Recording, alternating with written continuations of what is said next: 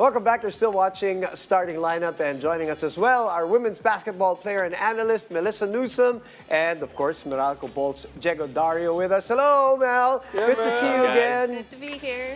And because you're here, let's talk Denver, LA. Oh, yes. If we have to. Can you please throw the first question? From an Tyler? LA fan. From an LA fan. From an LA fan. Why did you do this to us? Not that question, but... Talk a little bit about Jamal Murray. I mean, this guy has been probably one of the most underrated players in the NBA. So how has he helped the Denver Nuggets over the past 2 years?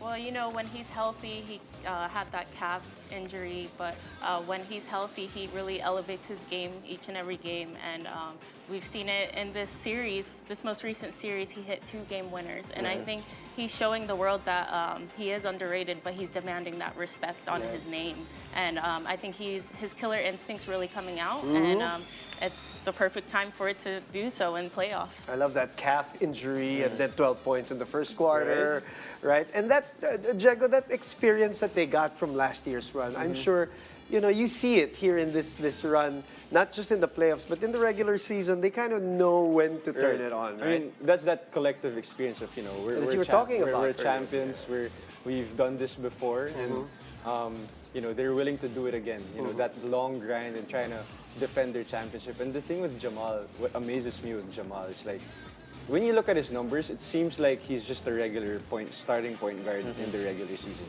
But when it comes playoff time, when you need a bucket at the end game, that's where his, you know, value really goes up for Denver. Because, you know, they're usually that team basketball, they share the basketball. But with Jamal, he's like, you know, if you need a bucket, I'm here. Right. Yeah. Just for this conversation, Tyler, I'm going to turn you into analyst.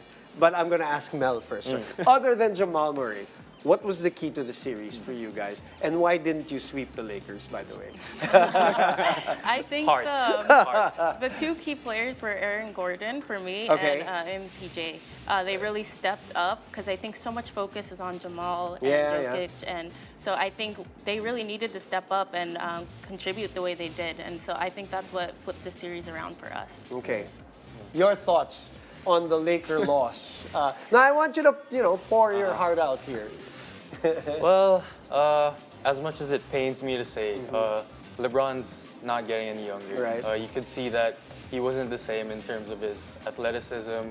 When he attacks the basket, you know, he doesn't really finish as well as he used to. But despite, you know, saying that, he's still one of the best players in the NBA. But I think the Nuggets were just different, man. Just the way that they, first of all, collectively, they're so good. The way that they pick and select their shots. If they don't have a good shot, they're going to look for a great one, right? So it's tough. And they have Jokic, arguably the best player in the NBA now. Gordon mentioned it. It's like the FIBA style. They're trying to incorporate that into the NBA. It's fun to watch. Yeah, and they unfortunately had the worst first-round opponent, the Lakers did. The Lakers are not a first-round exit team. Yeah, but unfortunately, they went up against the defending champions.